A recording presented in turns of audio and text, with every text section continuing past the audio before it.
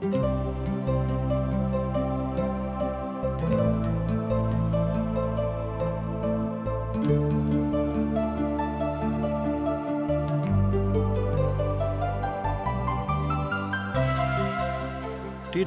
के प्रस्तुति असक इजोत बाइबल के किताब के अध्ययन अछि जे अहाँ के एक सुयोग्य मार्ग में आगा बढ़ावे में मार्गदर्शन दऽ रहल छथि आ परमेश्वर के समानता में जीवन जिय के लेल मदद करै छथि। यूहन्ना 1:12 में हमरा बता रहल छथिन, मुदा जे सब हुनका ग्रहण कयलथि हुनका परमेश्वर के संतान होबा के अधिकार सेहो भेटलनि, अर्थात हुनका जे नाम पर विश्वास राखै छथि।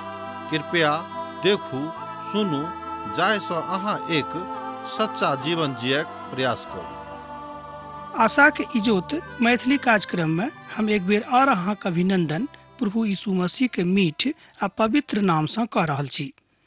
आजुक दिन हमरा सब पुनः परमेश्वरक वचनक अध्ययन करबाक लेल उपस्थित छी। जाय पोथी के हमरा लोकनि अध्ययन कर रहलहुँ हैं, अहाँ तो जानते छी। आजुक दिन हमरा सब कुलुसियों के पोथी के 1 अध्याय के 20 पद से लऽ कऽ 29 पद धरि अध्ययन करब। अब एठाम हमरा सब ओहि बातक देख रहल छी, बात देख जा रहल छी जाय बातक प्रभु यीशु मसीह हमरा लेल करैत छथि। कियाक तऽ आजुक विषय वस्तु यह थिक कि प्रभु यीशु मसीह हमरा सभक लेल की कऽ रहल छथि। कियाक तो अपन क्रूसक बाट दऽ कऽ संपूर्ण संसार में शांति के स्थापना केने छलाह। क्रूसक बाट दऽ कऽ हमरो लोकनि चलि कऽ संपूर्ण संसार में शांति के स्थापना के हेतु डंका बजा सकैत छी। बात बड नीक अछि कि शांति के स्थापनार्थ आजुक युग में, आजुक संसार में बहुत किछु प्रयास कयल जा रहल अछि। हम अहाँके बता दै छी कि जाबे धरि मनुख प्रभु यीशु मसीह के ऊपर विश्वास नहीं करतैथ और हुनका शांति के राजकुमारक रूप में स्वीकार नहीं करतैथ, एहि संसार में मनुखक प्रयास से कहियो शांति के स्थापना नहीं भऽ सकै छै। एहि बातक अहाँक बा हमरा मानबाक अछि, अहाँक बा हमरा स्वीकार करबाक अछि। श्रोता, हमरा लोकनि देखै छी कि प्रभु यीशु मसीह हमरा सभक लेल की कऽ रहल छथि। प्रभु यीशु मसीह हमरा सभक लेल एहि संसार में, हमरा सभक व्यक्तिगत जिंदगी में शांति के स्थापना कऽ रहल छथिन और हुनक क्रूसक ऊपर बहल सोनित आ तकरा द्वारा जे मेल मिलाप मनुष्य जाति के बीच में भेलैन, हुनका संगति सँ हमरा लोकनि एहि धरती पर हुनक शांति के स्थापना और हुनक स्वर्गीय आनंद के लोकक पहुंचा सकैत छी। एहि बातक एहिठाम अहाँ देख सकलहुँ हैं कुलुसियों पोथी तकर 1 अध्याय आ तकर 20 पद में। हमरा संगे देखियो 20 पद के। और हुनक क्रूसक ऊपर बहल सोनित के द्वारा भेल मेल मिलापक अपन सब वस्तु के हुनके द्वारा अपना संगे मेल कऽ लिअ, कियाक तऽ नै ओ धरती परक हुइक बा स्वर्गक हुइक, अर्थात कियाक नै ओ वस्तु एहि धरती परक हुइक बा स्वर्ग परक रहैक। शांति के काज में ओ लागल छथि। ओ हमरा सभक लेल शांति के स्थापना कऽ देने छथि, मुदा हमरा लोकनि स्वयं परमेश्वरक शांति के भंग कऽ दै छी। तैं हमरा लोकनि देखैत छी कि चारू कात आजुक संसार में अशांति अछि। अर्थात हमरा सभक पापक कारणे जे शांति के स्थापना क्रूसक द्वारा प्रभु यीशु मसीह संसार में कऽ देने रहथि, ओ अखन लज्जा के कारण भऽ गेल अछि मनुष्य जाति के लेल। कियाक तऽ हमरा सब परमेश्वरक ओहि काजक छोट कऽ देने छिक आ तकरा नहि मानैत छिक। तैं आजुक संसार में शांति के स्थापना होइत हमरा लोकनि नहि देखैत छी। लोक प्रयास कऽ रहल छथि, बहुत संस्था प्रयास कऽ रहल अछि, बहुत देश प्रयास कऽ रहल अछि, मुदा ई बातक स्थापना इस संसार में नहीं भऽ रहल छनि। कियाक तऽ अहाँक निर्णय अहाँक विश्वासक कारणे होइते। रोमियो के पोथी तकर 5 अध्याय आ तकर 1 पद में एहि बातक बतायल गेल अछि। तहन जहन हम मसीह में धर्मी ठहरलहुँ हैं, ध्यान दियौ, तहन जहन हम मसीह में धर्मी ठहरलहुँ हैं तऽ अपन प्रभु यीशु मसीह के द्वारा परमेश्वरक संगे मेल मिलाप राखी। रोमियो के पोथी 5 अध्याय तकर 1 पद एहि बातक कहैत अछि। आ यह बतावल गेल अछि जाय बातक संत पौलुस कहैत छथि, मुदा विश्वासक द्वारा अहाँक न्याय होइत हमर प्रभु यीशु मसीह एहि बातक बाजैत छथि। ओ अपन बातक और अपन कथाक बड प्रताड़ित भऽ कऽ ने मुदा बड शांत भऽ कऽ सिखा रहल छथि आ बाजि रहल छथि। दोसर कुरिन्थियोक पोथी तकर 5 अध्याय आ तकर 18 पद सँ लऽ कऽ 20 पद में एही बातक ऊपर बड नीक रीति सँ चर्चा कयल गेल अछि। यूहन्नाक पोथी तकर 14 अध्याय आ 2 पद सेहो एही बातक बताबैत अछि आ एही बातक ऊपर अपन मुहर लगाबैत अछि, अर्थात प्रभुक वचनक बड स्वागतक साथ स्वीकार करबाक अछि। इब्रानियोक पोथी तकर 9 अध्याय तकर 23 पद सेहो एही कथाक कहैत अछि, अर्थात एहिठाम स्पष्ट भऽ गेल होइत कि परमेश्वरक बखान, परमेश्वरक न्याय, परमेश्वरक प्रेम, परमेश्वरक सानिध्य मनुष्य जाति के उद्धारक लेल, मनुष्य जाति के व्यक्तिगत जिंदगी के शांति के लेल कतेक आवश्यक वस्तु थिक। ओ अब हुनक दैहिक देही में मृत्यु के द्वारा, ध्यान दियौक, ओ अब हुनक दैहिक देही में मृत्यु के द्वारा अहूँ से मेल मिलाप कऽ लेने छथि जे पहिने निकालल छलाह और खराब काजक कारणे मोन से बैरी रहैत। कुलुसियों के पोथी तकर 1 अध्याय आ तकर 21 पद ए बातक कहते अछि, परमेश्वर ताबे धरि अहाँक जिंदगी में नहीं होता है जाबे धरि अहाँ स्वयं अपन चेहरा का, अपन हृदय का साफ नहीं कऽ लेब। अहाँक साफ करबाक अछि कोना कऽ तऽ प्रभु यीशु मसीह के सोनित सँ जे ओ हमरा सभक कारणे क्रूसा पर बहौने छलाह। मुदा जँ अहाँक ओहि बातक ऊपर विश्वास अछि कि प्रभु यीशु मसीह के सोनित मनुष्य जाति के हुनक सब पाप सँ अलग करबाक लेल, छोड़ेबाक लेल सामर्थ्य अछि, तहने ई काज अहाँक जिंदगी में हैत, अन्यथा नहीं हैत। अहाँक द्रोही अहाँक एहि बातक सिखावत कि अहाँ किया कतऽ जा रहलौ हैं, कियाक अहाँ शांति के खोज में जा रहल छी, कियाक तऽ शांति तऽ प्रभुक लग में छनि, शांति और कतौ दोसर ठाम नहीं छनि। एही बातक ने बनौने रहते जे अहाँ तकलीफ में रहू, मुदा ओ अहाँक बातक बड़ स्पष्टताक संगे बुझि रहल छथि। तहन केकरो परमेश्वरक विरोधी नहीं बनबाक चाही। हम अहाँ से एकटा बात जरूर कोल जोड़ के कहब कि केकरो परमेश्वरक विरोधी नहीं बनबाक चाही। ई काज उचित वा नीक कोनो रीति सँ नहीं लागैत अछि। यह कथा एहिठाम एहि बातक बताबैत अछि जे परमेश्वर कोनो परिस्थिति में पापक संगे समझौता नहीं करतैथ। ध्यान रखबेक, परमेश्वरक अहाँ केतबो प्रिय कियाक नहीं रहू, जँ अहाँ पाप कऽ लेब तऽ कहियो परमेश्वर अहाँक संगे समझौता नहीं करतैथ। परमेश्वर के प्रिय भक्त दाऊद, जिनका परमेश्वर अपन मनक आदमी बाजने रहथि, जहन हुनको सब पाप भेलनि तऽ परमेश्वर हुनको संगे न्याय केने रहथि।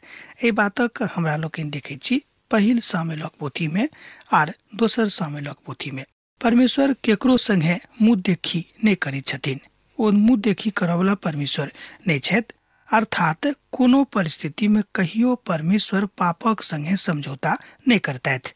ए बातक ऊपर अहाँ ध्यान राखब, ए बातक अहाँ गांठ बांधि कऽ राखि लेब आ जँ अहाँ विश्वासक नेव पर दृढ़ बनल रहब, ध्यान दियौक, आ जँ अहाँ विश्वासक नेव पर दृढ़ बनल रहब और जे सब बातक लेल अहाँक आशाक कारण ठहरैत छथि, आ जँ अहाँ एहि बातक सुनैत रहब आ तकरा अहाँ छोड़ि देबै जे पाप अछि, आ जे सुसमाचारक प्रचारक संगति अहाँ केने छी आ ओहि बातक ऊपर जँ अहाँ दृढ़ बनल रहब, तहन परमेश्वर अहाँक संगे रहता और समस्त बात से ओ अहाँके दूर कऽ देता जे बात अहाँके जिंदगी के लेल उचित नहीं अछि।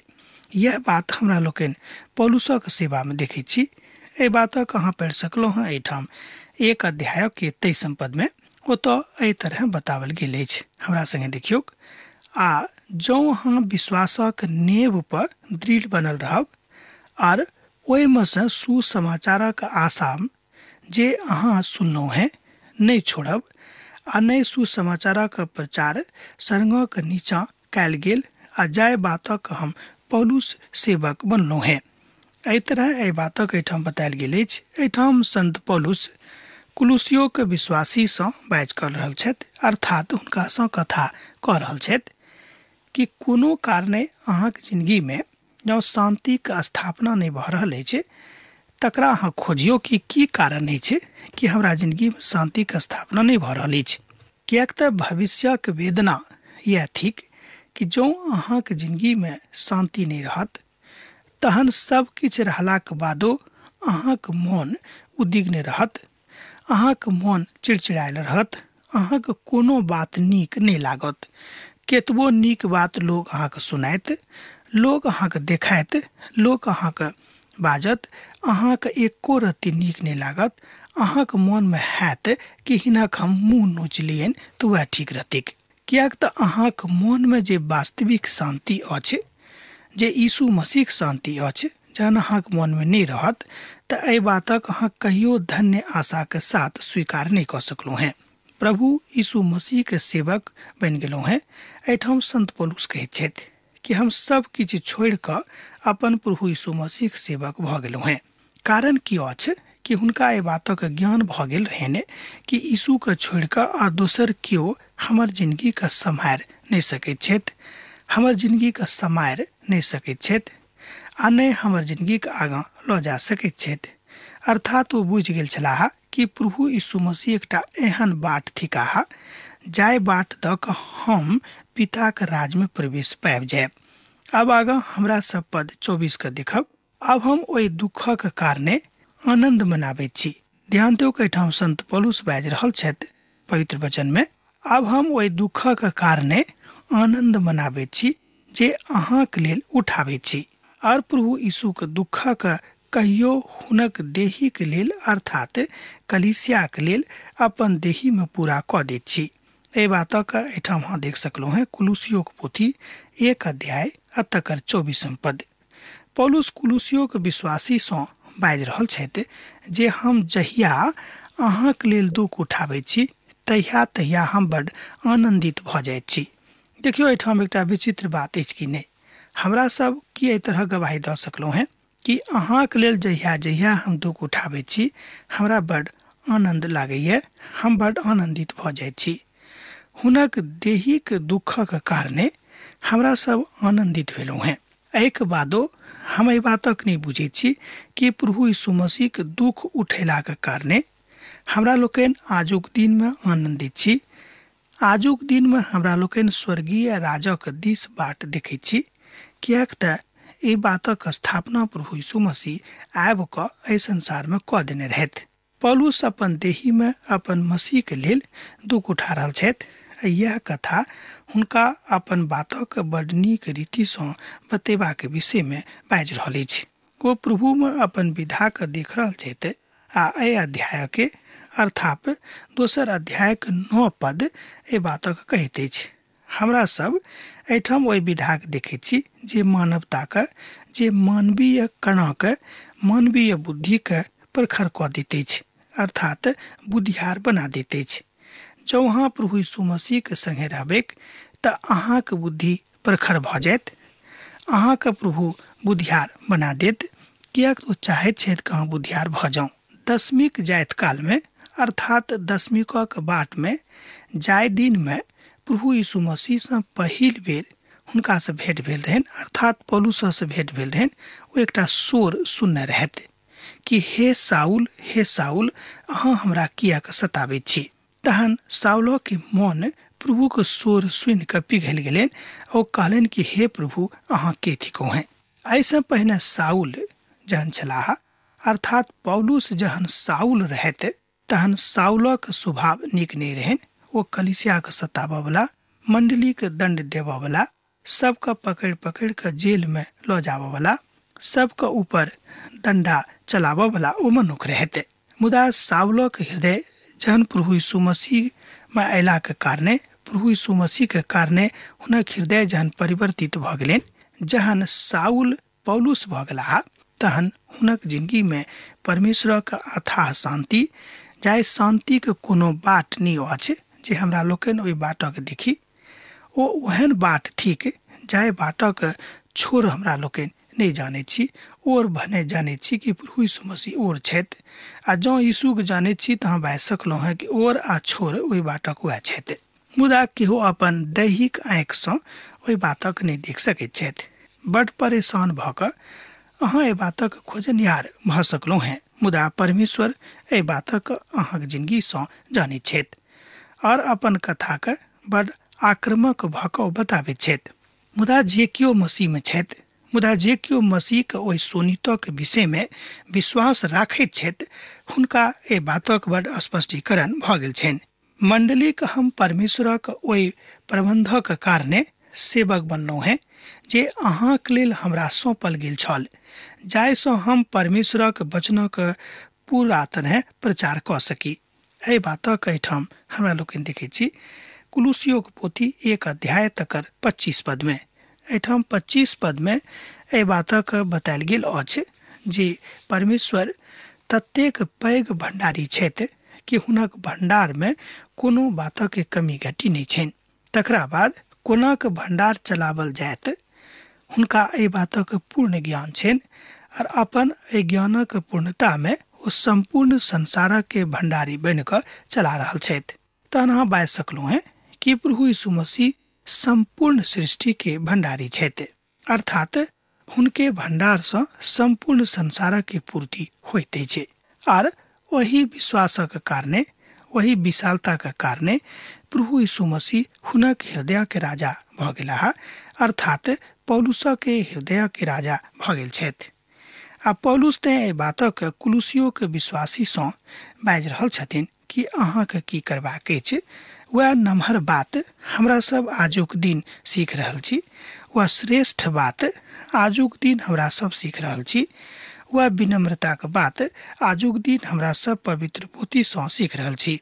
परमेश्वर अपन संसारक साथ अपन वचनक अनुसार व्यवहार करैत छथि। ध्यान दियौक, परमेश्वर अपन संसारक साथ अपन वचनक अनुसार व्यवहार करैत छथि।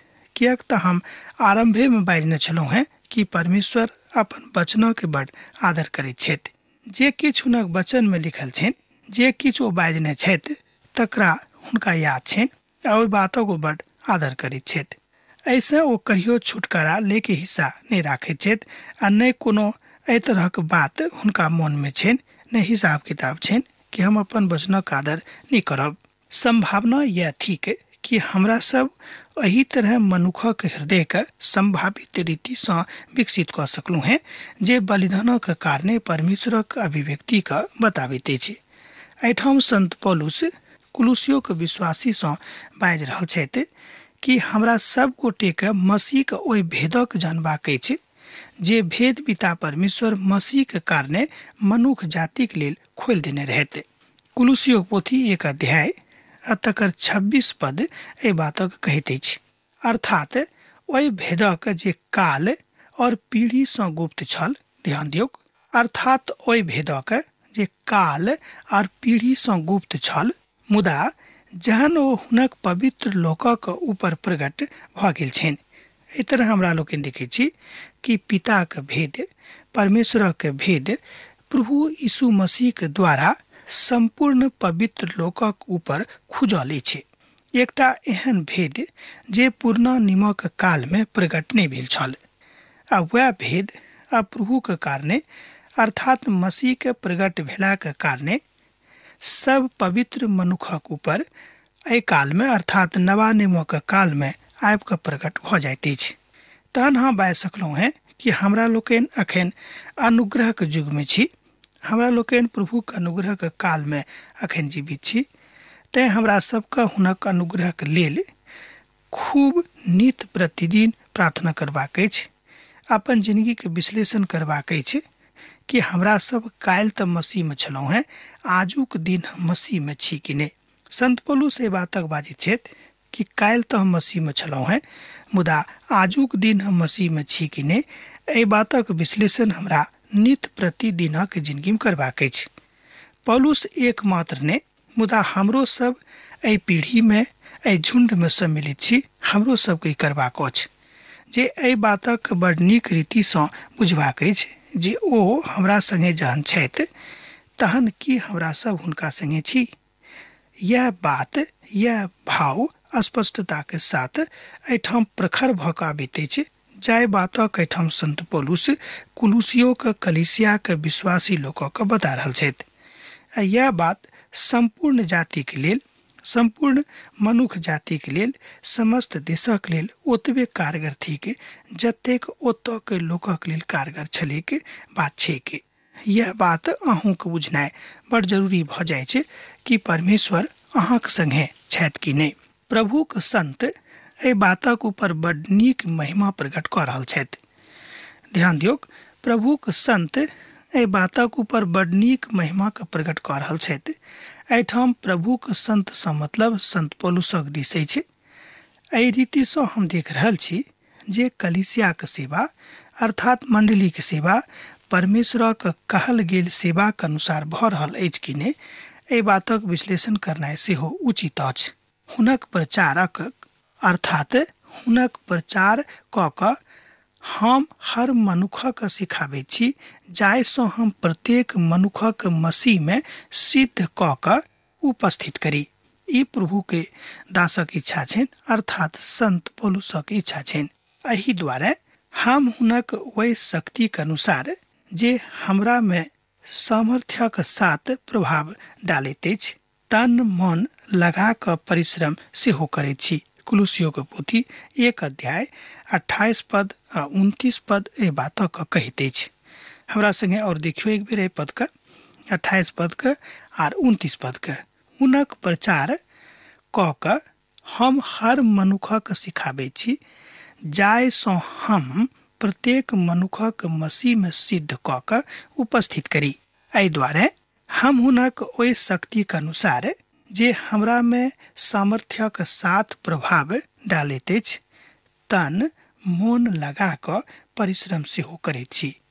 संत पौलुस बाजि रहल छथि कि अहाँके मसीह में सिद्ध होयबाक लेल तन मन से प्रयत्न करऽ पड़त। दोसर गप में तन मन धन लगा कऽ हुनक सिद्ध इच्छा के अपन जिंदगी में पूरा करबाक लेल प्रयास करऽ पड़त। हुनक काजक अनुसार जे हमरा में बड़ शक्तिक अनुसार काज करैत अछि आ यह सब विश्वासी के काजक मनक इच्छा के पूरा करबाक कथा कहैत अछि। ओ अहाँ में और हमरा में बड़ शक्तिक अनुसार काज कऽ रहल छथि, किएक तऽ परमेश्वरक शक्ति एहि बात सँ सन्निहित भऽ कऽ एहि भाव में बताबैत अछि जे हमरा जिंदगी में प्रकट होइत अछि आ हम सब मनुखक विश्वास में बढ़बाक लेल अपन कारण बता दैत छी कि वह हमर कारण छथि अर्थात मसीह हमरा सभक कारण छथि। हुनके प्रताप में हमरा लोकनि एहि बातक सीख रहलहुँ हैं जे विश्वास में हमरा सब गोटेक आगाँ लऽ जाइत अछि। यह बात आजुक परिप्रेक्ष्य में हमरा सभक सिखबाक अछि कि मसीह अर्थात प्रभु यीशु मसीह, हुनक आगमन, हुनक देही धारण, हुनक एहि संसार में औनाइ, एहि संसार से गेनाइ आ तकरा बाद में एहि बातक सिद्ध करनाइ जे जीवित भऽ गेल छथि, एहि बातक प्रकथन अछि कि प्रभु यीशु मसीह के छोड़ि कऽ और दोसर केओ एहि संसार में पूर्ण रूपेण शांति नहीं स्थापित कऽ सकैत छथि। शांति के पूर्ण अधिकार हुनके देवल गेल छनि। यशाया अपन पोथी में एहि बातक भविष्यवाणी कऽ रहल छथि जे भविष्यवाणी आजुक युग से अर्थात प्रभु यीशु मसीह के जन्म से लगभग 700 बरख पहिने भेल छलैक। आजुक युगक मतलब यह भेलैक कि प्रभु यीशु मसीह के जन्म से पूर्व 700 बरख पहिने ओ एहि बातक घोषणा कयने छलाह, भविष्यवाणी कयने छलाह कि शांतिक राजकुमार हुनक नाम हेतैक, हुनक नाम शांतिक राजकुमार हेतैक। जाबे धरि अहाँ शांतिक राजकुमारक साथ नहीं लेबेक तहन अहाँक द्वारा वा हमरा द्वारा एहि संसार में शांति के स्थापना नहीं भऽ सकै छै। किएक तऽ बहुत लोग एहि बातक लेल प्रयास कऽ रहल छथि मुदा ओहि देश में ओहि समाज में शांति के स्थापना नहीं भऽ रहल छनि। कारण की अछि कि ओ शांति के स्थापना नहीं चाहैत छथि, से नहीं ओ चाहैत छथि मुदा ओ प्रभुक साथ नहीं लऽ रहल छथि। अब आजुक अध्ययन हमरा एही ठाम समाप्त करबाक आज्ञा दिअ, किएक तऽ अहाँ समर विदा होय के बेरा भऽ गेल अछि। पाती लिखैत रहब बिसरायब नहि। यीशुक नेह अहाँक जिंदगी में बनल रहेक। आमीन। हमर विश्वास अछि कि ई कार्यक्रम अहाँ के लेल लाभदायक सिद्ध अछि। हम चाहै छी कि अहाँ अपन आशीषक के हमरा संग साझा करू। जँ अहाँ के नजीक बाइबल सँ आ जीवन सँ संबंधित कोनो प्रकार के प्रश्न भऽ सकै अछि तऽ अपन समस्या के लेल प्रार्थना करबा के लेल जँ चाहै छी तऽ हमरा फोन नंबर पर जरूर संपर्क कऽ सकैत छी। परमेश्वर अहाँ सबके लेल एकटा सुंदर, सुखद, आनंदित दिन प्रदान करैक।